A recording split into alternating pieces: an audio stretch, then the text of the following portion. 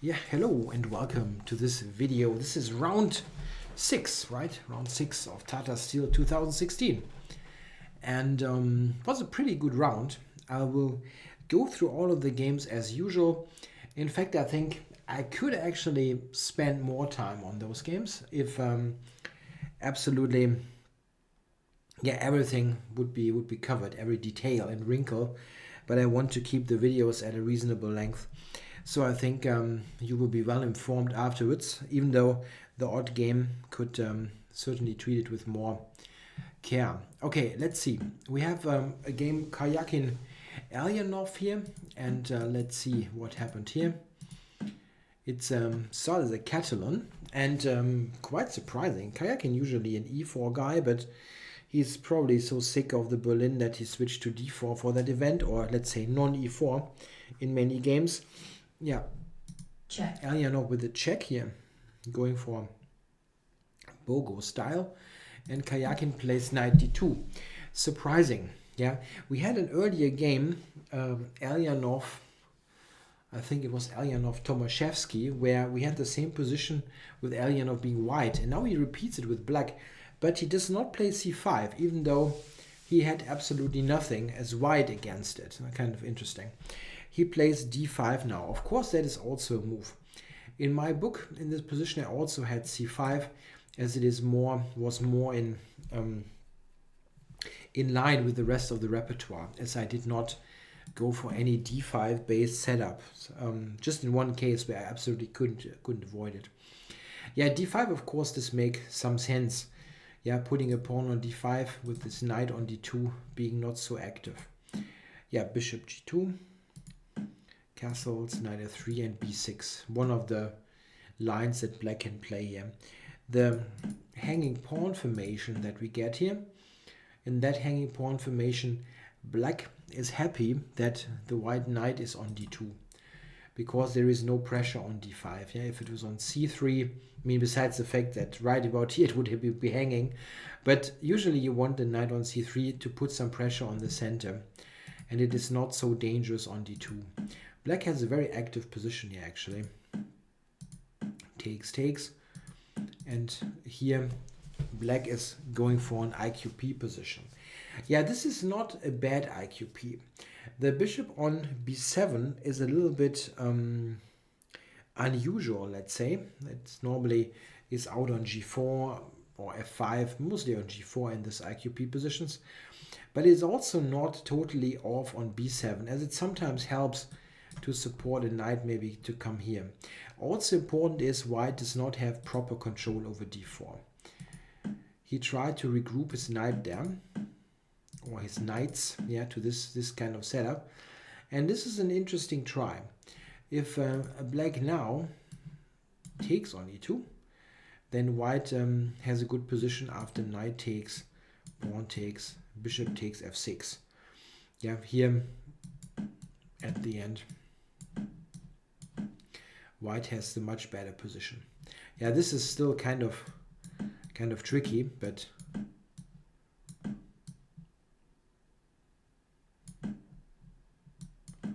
white remains with a much better position here. Yeah, so just bishop a3. Normally, you don't want to trade so much with the IQP, but here there's a clear motivation behind it, and this is that trading this bishop on b2 weakens c3, the dark squares. Black always has this counterplay idea here, that after a pawn comes to d4, and this is the consequence of white not being able to block that square, that black has this counterplay idea with the knight coming here. Yeah, knight e4, queen back, rook d1, rook c1. Yeah, now we got those trades, and black is always active enough. Knight d6 is a nice little tactic, but it is at the end just a simplification. Takes, this gets traded, and now black gets rid of his pawn. Yeah, it's all a big trade. And here they agree to a draw after queen b7. The position is totally equal. So yeah, a position or a game where pretty early on black had equalized, and after that it was a pretty much yeah, a game without many highlights, let's say. But sometimes it happens. Um, nothing special materializes if both sides play very solidly and without any mistakes. Yeah, the game Adams Van Vele featured a knight off. Yeah, one of the most popular openings. And as we had discussed earlier in other games, White is struggling with something substantial against the knight off, especially if you want a sharp position. So people tend to switch to slowish lines, and G3 is such a line that Adams is trying here. We saw that earlier in the event, and it didn't lead to much in that game. I think Geary had it as black against Vahir, I think, yeah. And well, here we get the same structure. Yeah, black gets in b5, and now both sides fight for the d5 square. It's traded in knight f6.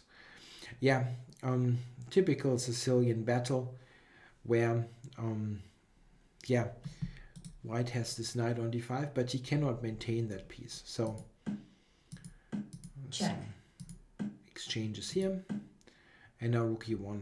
White's got the bishop pair, yeah, and strategically speaking, it looks kind of nice.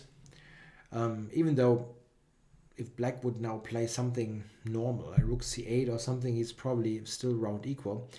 Even though all this is true, Van Vele now has an interesting move, and I think it's nice that he spotted that idea, because it is not very apparent, let's say. There's a tactic, knight takes e4. That's quite a funny move. What's the point? If White now takes with the bishop on e4, then after bishop takes, rook takes, queen b7, it's a double attack. The loose bishop on b6. Yeah, and here after rook e3, let's say, queen takes b6, black is a pretty healthy pawn up. I mean, okay, this is not exactly strong. Yeah, after, let's say, a rook coming here. But it's still a pawn, and black can hope to, yeah, get a win out of that. So, is that just winning a pawn? No. Rook takes e4 is much more interesting. And what was the point? The point is now f5.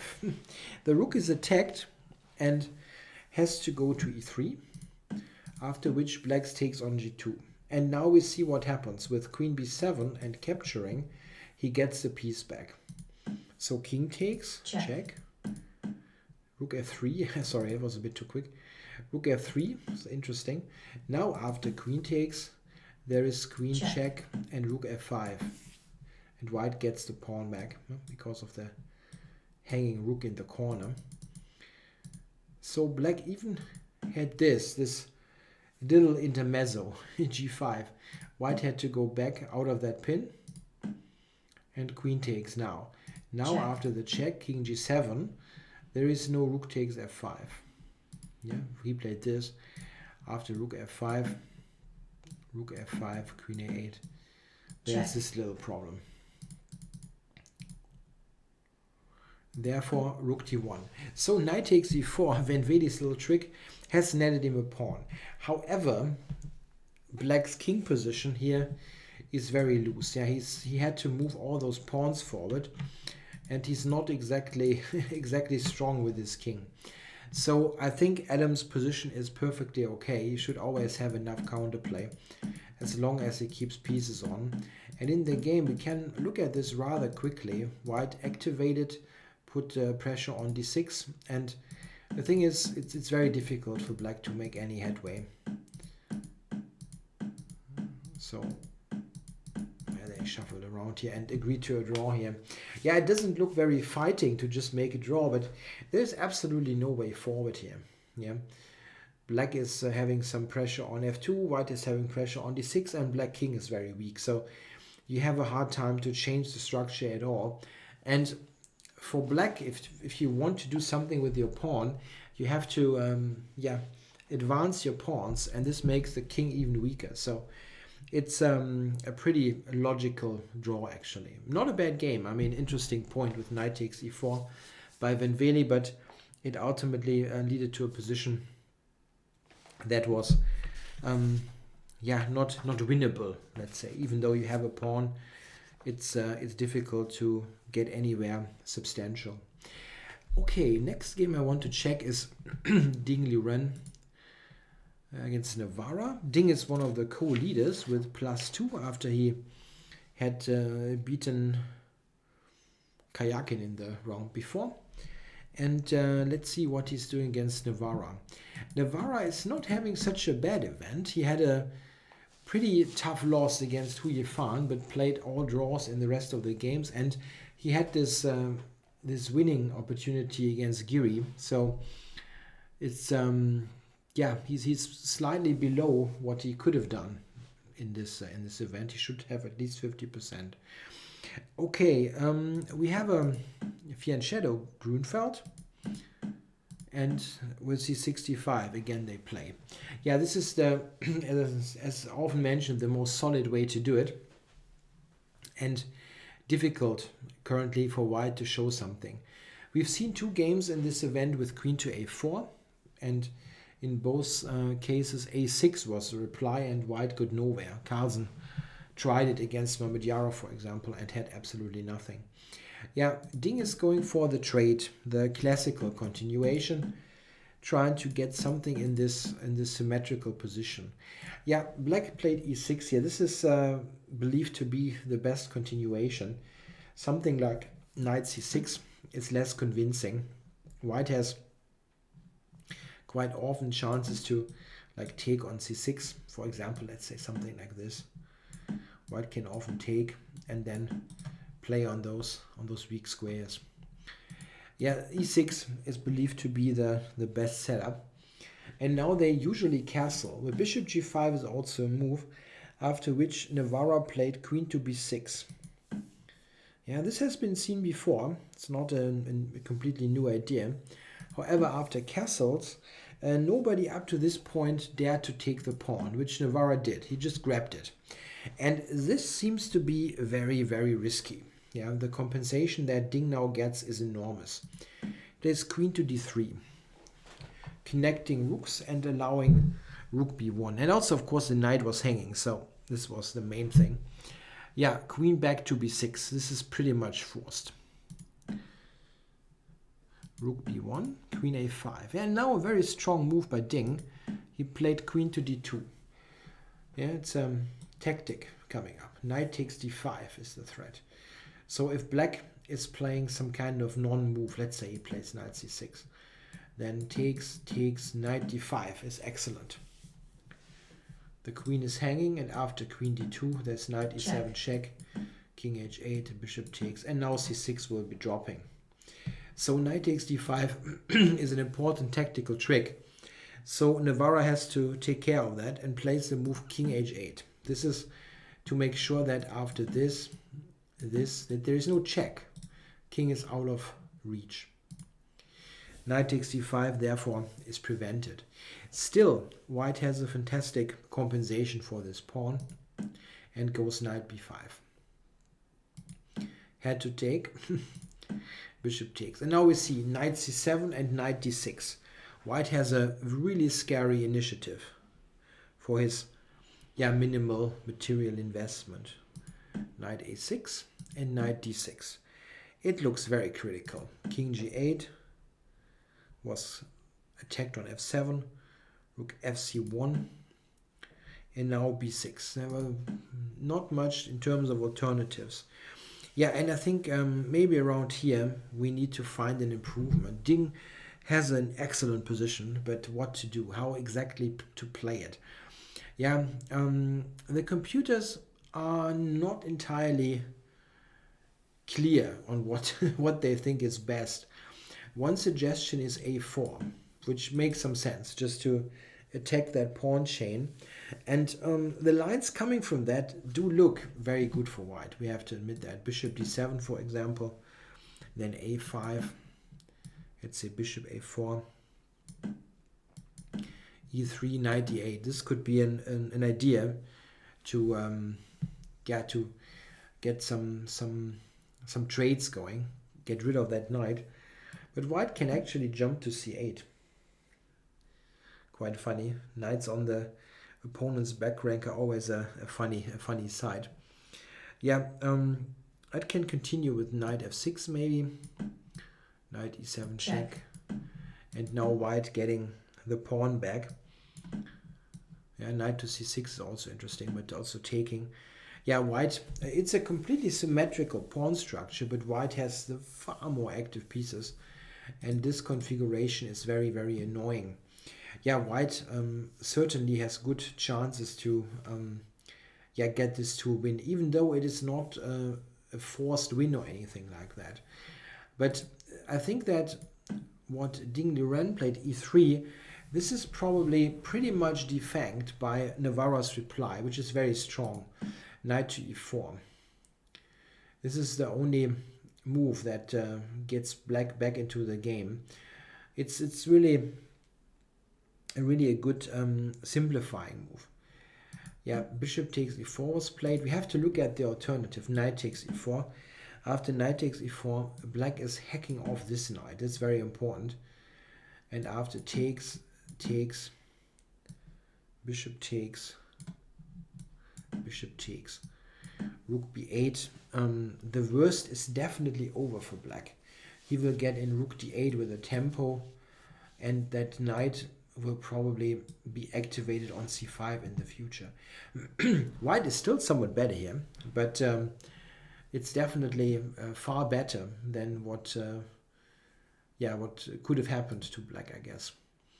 Yeah, this was also not a bad try. White is still having an initiative, but it seems that now after this is returned, the e4 pawn, that now with the straights here on the c file, that black should be able to hold reasonably comfortably. This was another important move, getting rid of a pawn there in the center. d5, only try for something. Rook d8, knight c3, and now f5. Black tries to play e4 and undermine the whole thing. Plus knight b4 is an idea at one point. So e4 is the best try. And now just the capture, isolating the d-pawn, and this d-pawn will be ultimately won by black. Check. Yeah, couple of moves there, Check. but Check. got everything traded down. Check. And here they agreed to a draw. Yeah, a good defense here by Navarra. He played a very risky opening with queen b6 and queen takes b2. And probably on that move 18, around there, we had a critical moment when e3 here, that e3 move, allowed the simplifications with knight e4. And here's where white probably has to improve. a4 is one idea. Bishop g5 is also an idea. I couldn't really figure out what's best in that limited time. But those alternatives were certainly more testing than e3, after which Navarra equalized. Okay, so let's have a look at the game Wesley So Caruana, American duel, or duel of the new Americans, let's say. An Italian game, so not what we could expect there. But yeah, it is a frequent, let's say, secondary option if people are tired of the Rui. So why not? And it earlier in the event led to a good win by Kayakin with white against Tomaszewski. So got this d3 d6, c3 a6, rook e1, bishop a7. So Caruana is shooting for what is now arguably the modern main line of that opening here, the Juco piano. Yeah, this is also what I play with a6, bishop a7. Yeah, a4 now by Wesley. So pretty quickly played. And now bishop e6 played by Caruana. This is technically speaking a novelty. The idea, however, is of course very well known. I usually play bishop e6 a little bit later after having castled, and often castled like rook e8, bishop e6 in that kind of way. But there's nothing wrong with that. The difference is that There are some specific things now with b7 and e6 hanging, but black can cover that. The whole position was totally fine for both sides, but also for black completely fine here with c5. There is, however, one very critical moment. Caruana now played c4. That's an interesting try. b4 was played, but we should look at what else is there. What happens if white takes on e5? Black has knight g4. Interesting idea. And after the move, the rook moves, let's say to e2, then maybe knight takes e5. This is an interesting situation. This is in some way, limiting white's queen and knight, and black has idea like queen c5 and put some pressure on f2. It looks decent for black. White went b4, takes, completely different idea. And now Caruana played, what did he play? Knight c4 and rook e1. Yeah, this is a critical position now, because now Caruana makes a mistake, really a tactical mistake, and after that he has to suffer for the whole game, and the game will take a long time. It seems that the move d5 is good here, even though the ensuing complications are somewhat computerish in some cases. Well, not so much, but it's stronger, at least it's what Caruana played. If white takes here, it's easy. Black is fine after knight takes e4. The more interesting try here is a move like knight to c5. In this case, complications come up after b6, for example. D takes, knight takes, b takes, and I think it's probably roughly equal. A d5 move is quite complicated. White can also try to take here, but after this, again, black is fine. So knight c5 is probably the move. However, what Caruana did is knight c6, and this is has a tactical issue. Knight c5 now was pretty strong, attacking the knight, x-raying e6, and attacking e6. So there's not much choice. He had to take it, and now queen c4. And this leads by force to a problematic position for black. Black cannot take here, as knight e5. Rook takes e4 is winning. Nice little point. Check. And the queen gets lost. So what is black supposed to do? He has to take on d4. Pawn takes. Again, knight takes e4 doesn't work due to the same tactic as shown before. So he had to play something like that, knight d7. And now after a5, black is really in some trouble. White has much better centralized pieces, rook on e1, and he's getting, with d5, he's getting a dangerous passer. Black has to be very careful in defending this. But Caruana did an excellent job, we have to say. He's under huge pressure and finds basically a ton of good moves, only moves, and very strong defensive play. The c-pawn here is used as a decoy. What black wants to do is ideally trade all the queenside pawns. And this is what he ultimately managed here. b5, takes, queen went back, and now check. We got Check. all this traded. And this endgame is, again, it's not fun. I mean, it's absolutely not fun for black, but he managed to hold that ultimately. This is one of those games I think I could have looked a little bit deeper, but I didn't really have the intention to make this video even longer.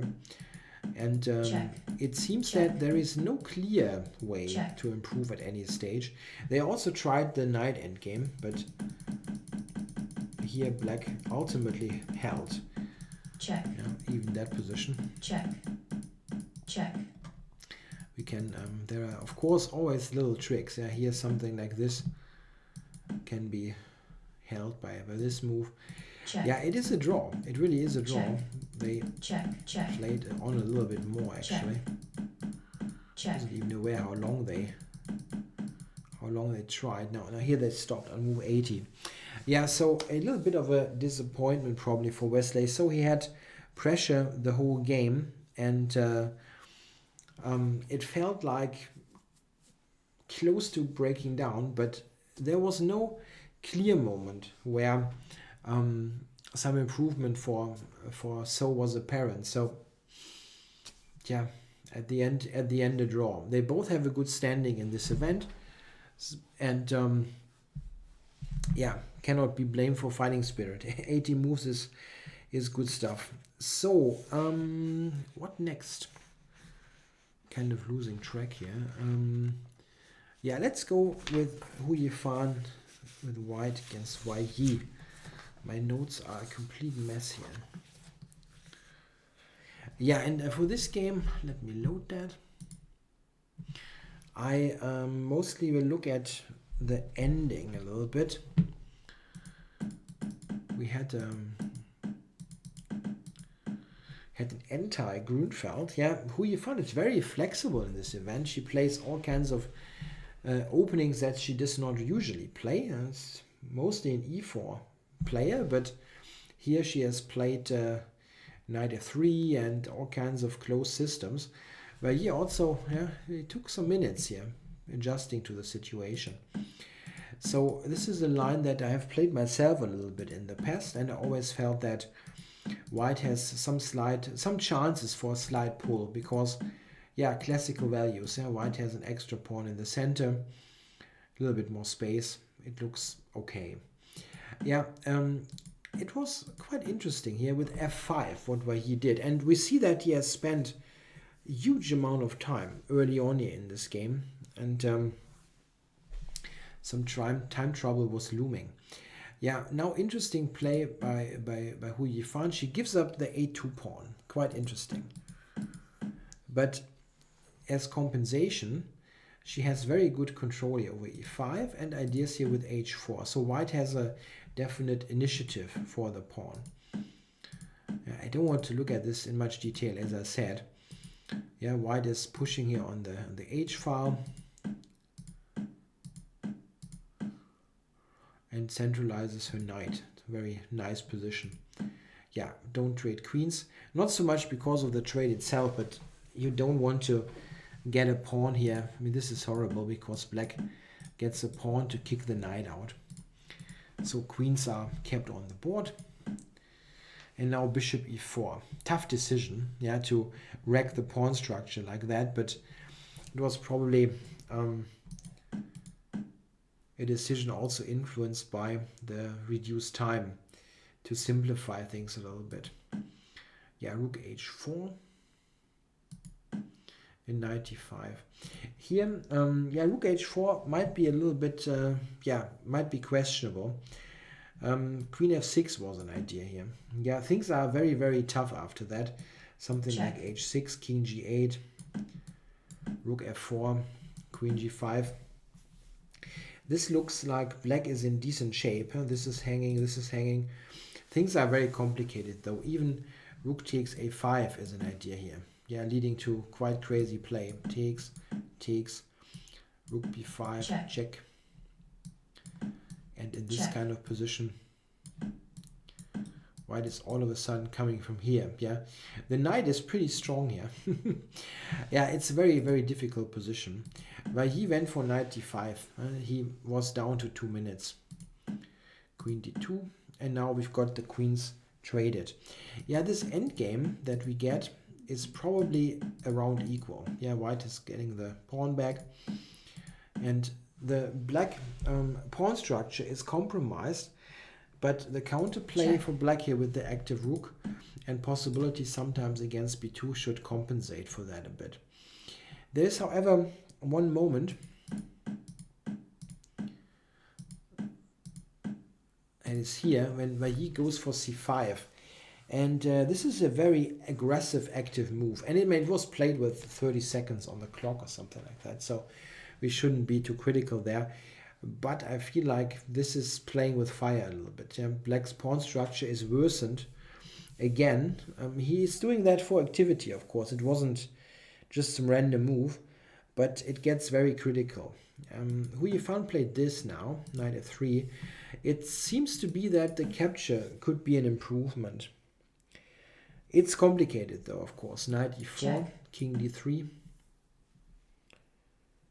knight c5, Check. king d4. The king gets very active, and something like that is probably better for white, even though things are still, as I said, not clear-cut, mostly because of black always having some kind of play with this threat of getting the b pawn, and this makes the b4 pawn quite dangerous. It's not just about counting pawns here.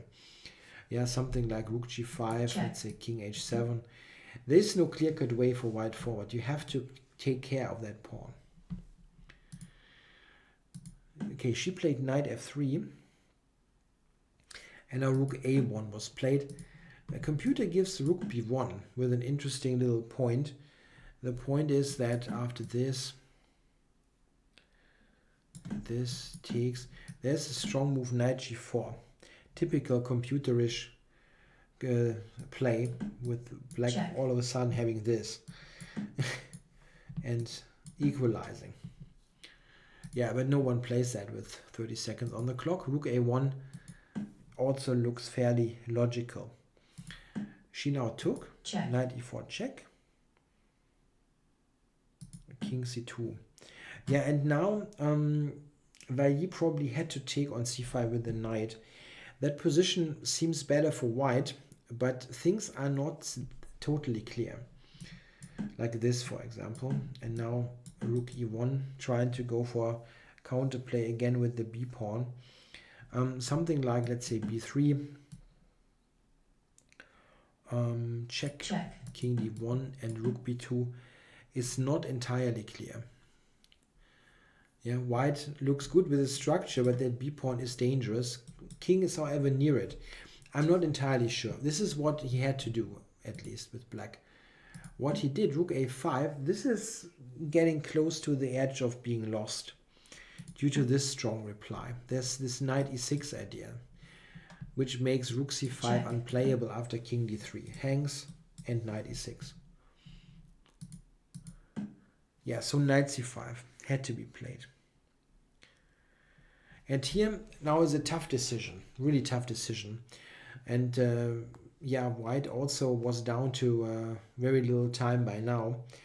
The principal choice here is between playing the move g4, which is what she did, fixing that weakness. And it's not bad at all, I'm just saying.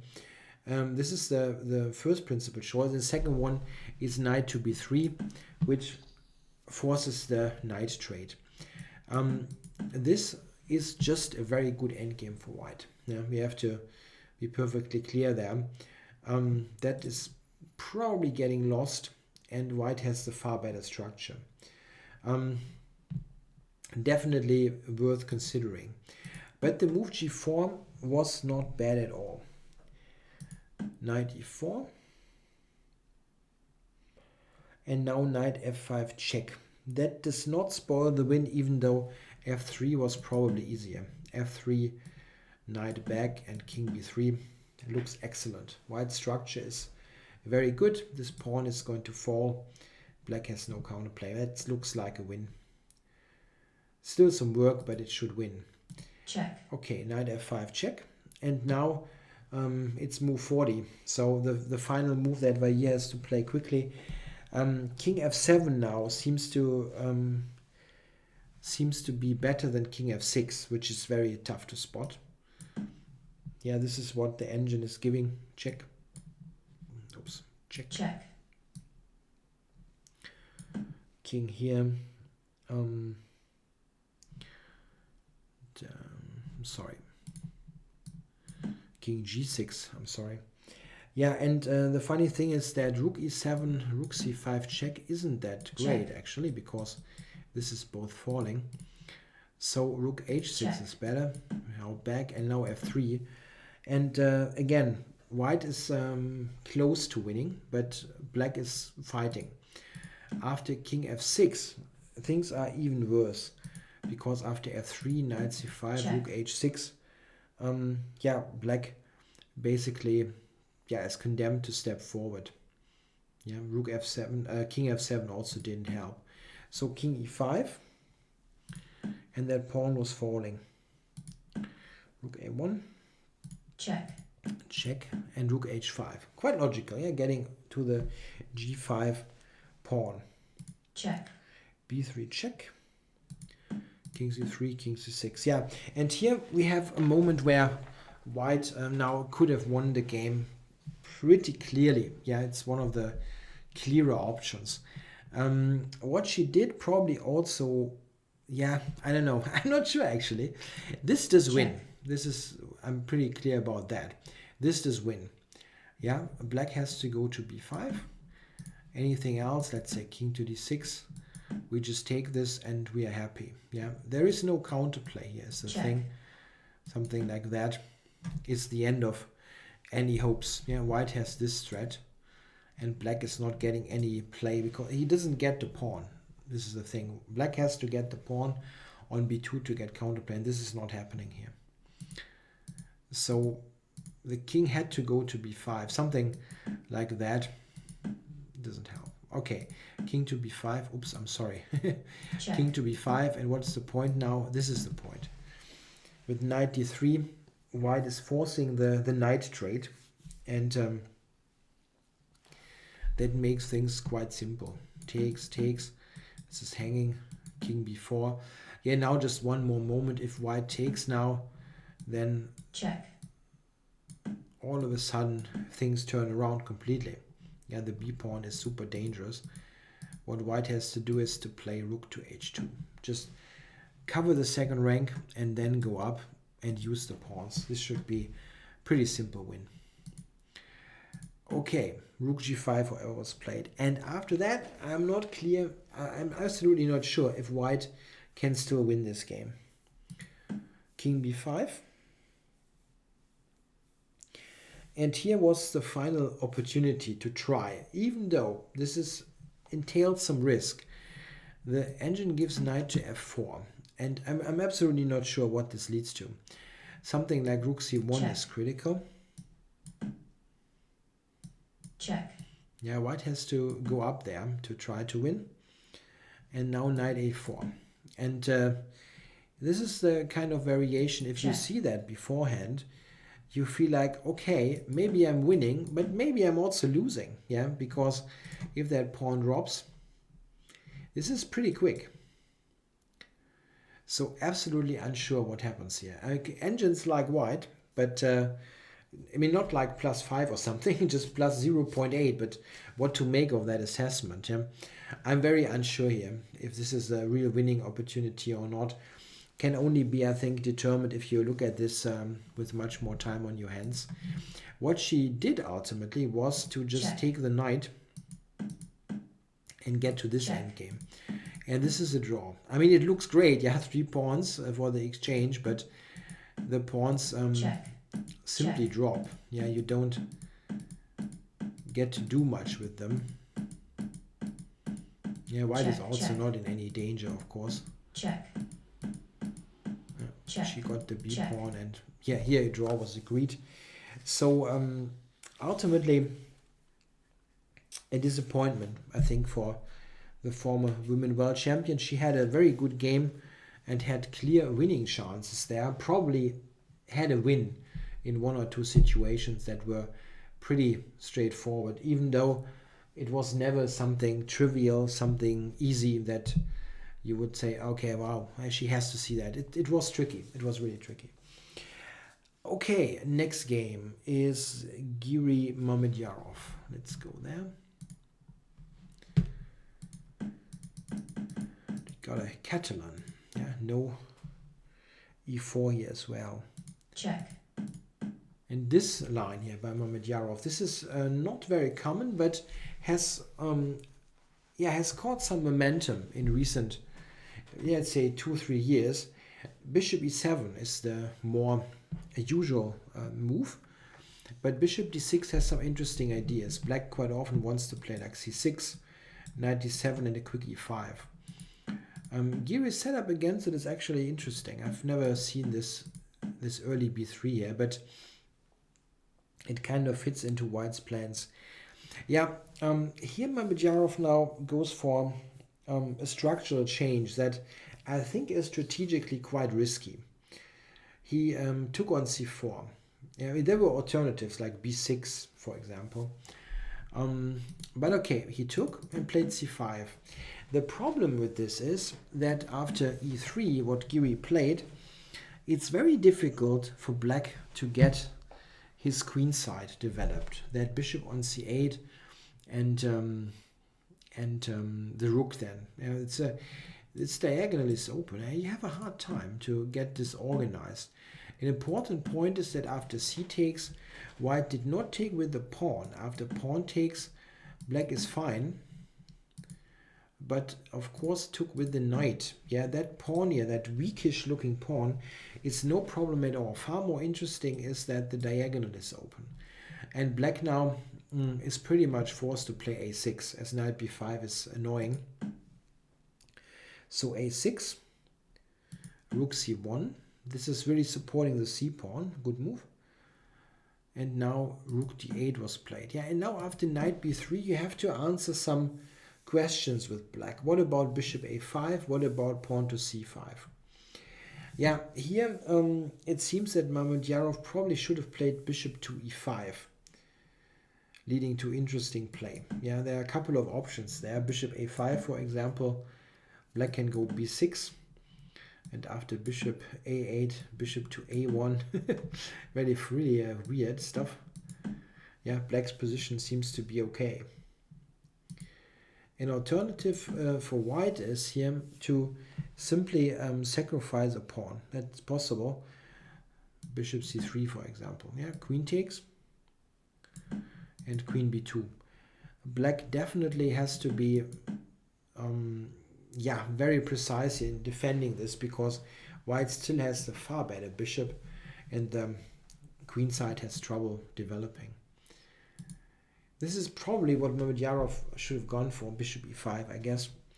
What he played is rook b8, and after that it gets difficult already, I think. c5 now, knight d4.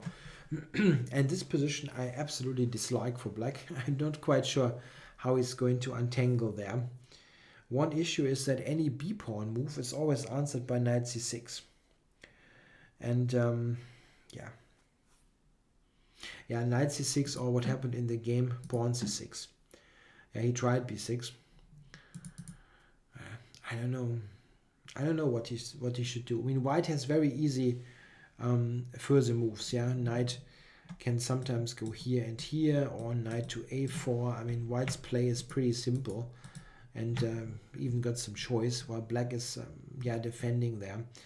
Engines give this move, but after knight c3,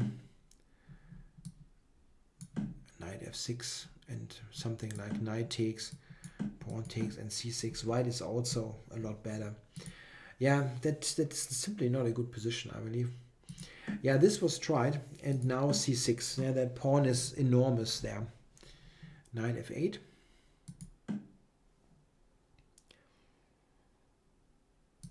And just knight c3. Yeah, black has a hard time to take the pawn on d4. If he wants to do that, something like that looks bad. I mean, black has big problems moving anything. Let's say knight g6 in this position, rook d1. Yeah, takes, and black is running out of moves here. Well, something like h6, for example. White just plays in this fashion. Queen d8 is coming, and then c7. Yeah, it's just black is playing without too many pieces. Knight g6 was played, and rook b1. They're just increasing the pressure. Again, black could not really take it. Gives too much compensation for white. Again, this annoying move is pretty strong. Yeah, queen e7 is what Mamedyarov tried, but this is giving the exchange. I mean, he saw that, of course, but he probably felt like Either you get in this, or you give up the exchange just to get pieces out. Yeah. However, the resulting position is probably close to a win for white, and yeah, maybe it is a win with good technical play. Here, a nice little moment. Giri could have taken on f7, but he decided against that, as bishop a8 is looking somewhat scary for a human eye. The engines are completely ruthless, of course, and think that white should win here. Probably true, but still, with those light squares, you don't need that as white. So king takes, and he just played this position there with an extra exchange. Yeah, I don't want to look at the technical part of this game. To be honest, it takes a while, but white is an exchange up, and black has no compensation. Yarov tried to muddy the waters a little bit there, but ultimately it didn't lead to anything.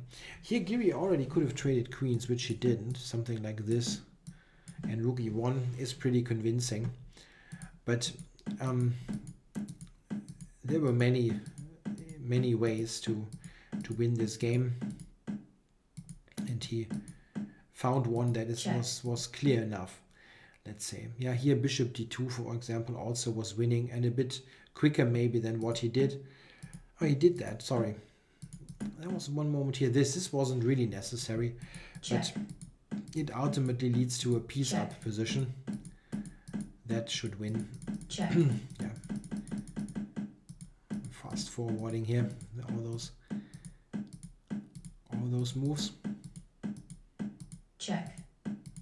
Yeah, and here Mamedyarov resigned. He has no way to stop that pawn from getting lost, and white still has the f4 pawn, so there is no rook plus bishop versus bare rook coming up, which leaves us with Carlsen's game. And yeah, let's load that. Carlsen, Tomaszewski.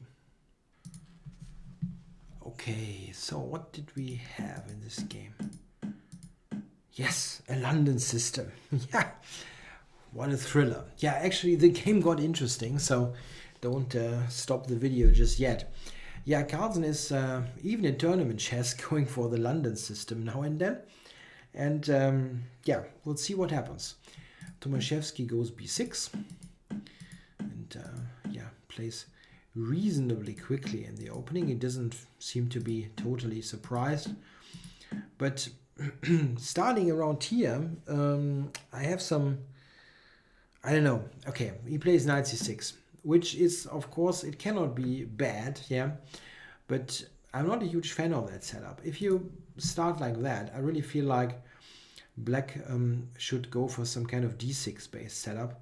Maybe this is just me yeah, promoting the system that I like. I usually try to take on d4 here, and after e takes, play d6 and play hedgehog. I think this is a very good setup against the London, where white has absolutely nothing. I'm not saying that white has much after that, but I feel like at least here then d6 and not d5. I mean, it's not bad for black, yeah, but if you want to go for this structure, I really think you should start with this kind of setup and not fianchetto in the first place and put the bishop on d6. This is a fairly good equalizing system.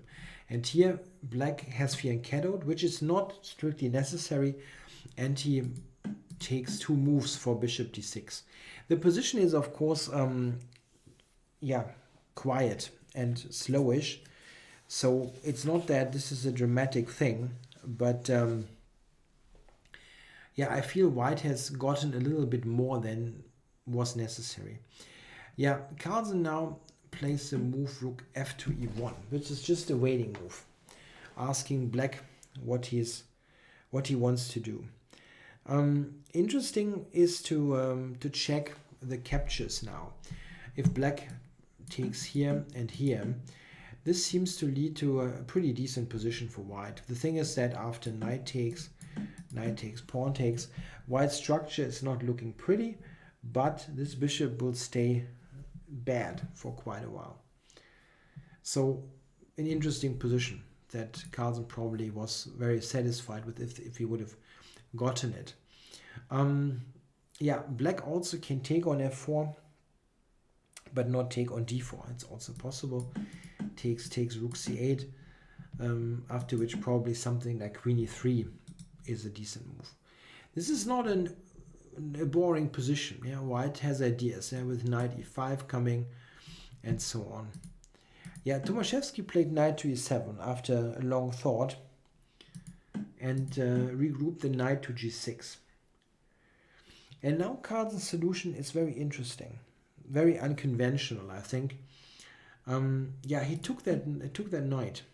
The thing is, it's also a little bit like what else? Yeah, if white is not doing that and goes for this, for example, you really wonder where the ideas are. Yeah, black might play knight e4 soonish and then e5.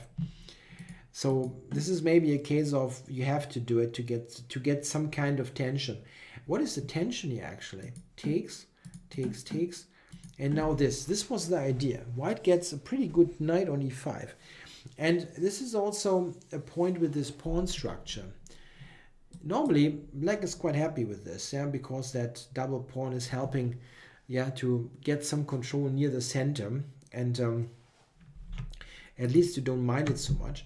But with the knight on e5, you have one problem here. You cannot easily play the move f6. So if this for example, and let's say black takes, white takes, yeah, you cannot play f6. This knight is annoying, and white has ideas, yeah, sometimes just like g3, h4, h5, trying to play on the h file. Black has no good counterplay here. Amazingly, an interesting strategic concept. Yeah, Tomaszewski tried something else. He played the move g5. And against that, Carlsen had a very interesting recipe. He played f4. And he played all that very quickly. Tomaszewski was drifting into time trouble. After f4, he took that pawn. Pretty much has to. And now rook f1. That was the big point. Yeah. What is black supposed to do now? Yeah, if he takes on e3, the move rook takes f6 is the interesting try. What happens here? Is that more than a draw? Very, very complicated stuff now. If black takes on d2, then white definitely has a very strong attack. But is it more than a draw? Yeah, queen h5 maybe is an option, but after takes, queen Check. g4, king h7, Check. we see how it leads to a draw. So is there some alternative for white? Right here, something else. If white takes with the queen, then black will take. And now probably knight to e4. Yeah, this is still quite interesting. White has rook f4. Yeah, there are a couple of possibilities. I'm not quite sure what would have happened. After rook takes f6, e takes, I'm not sure that that white is more than that kind of a perpetual. A try for white is to just take d2 and let this rook, yeah, let that rook up for the taking. If black takes, then check, check, and rook d3 is end of game. So the game continues from here, and it's tricky. It's really tricky. Something like queen to e7 can be played, and now maybe just rook f4, continuing to attack. White is just one pawn down, but he has all pieces near the king side, and yeah, it's at least practically very difficult for black.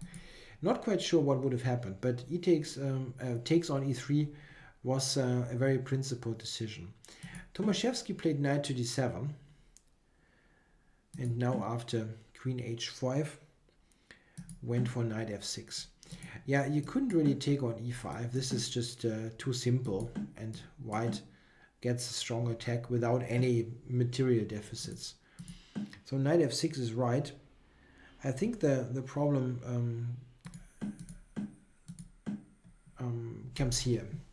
Well, the problem comes here. Black already has problems, yeah, because he's under so much pressure and he's down more than an hour on the clock.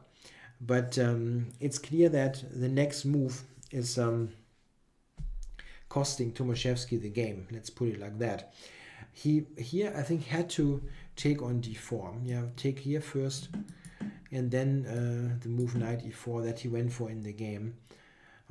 White is better here after queen f4, but it is not clear if he can win. Let's say it still continues, and it's not let's say mathematical forced win or any of the sort, which is different after the immediate knight e4. He was under pressure. He was an hour down the clock. This is where those mistakes happen. Yeah, here white after knight takes e4 is basically winning. Black now took. Yeah, if you take here, then queen h5 and rook h4 is killing immediately. So queen trade, knight has to be taken, and now the problem is that after d takes c5, this is why black should have taken on d4 in the first place and only then play knight e4. Like now white is invading, and yeah, I mean this looks bad at first sight, but it's really so bad that black is collapsing in a couple of moves. Yeah, he just has too many weaknesses. If you try to get rid of the knight, you're actually running into a self-mate. Yeah, a5 was played. Rook c7.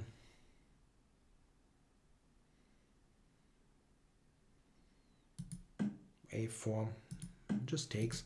Yeah, notice that Carlsen didn't spend any time on the game. That was picking up stuff. He's got more than 1 hour left on the clock at the end of the game.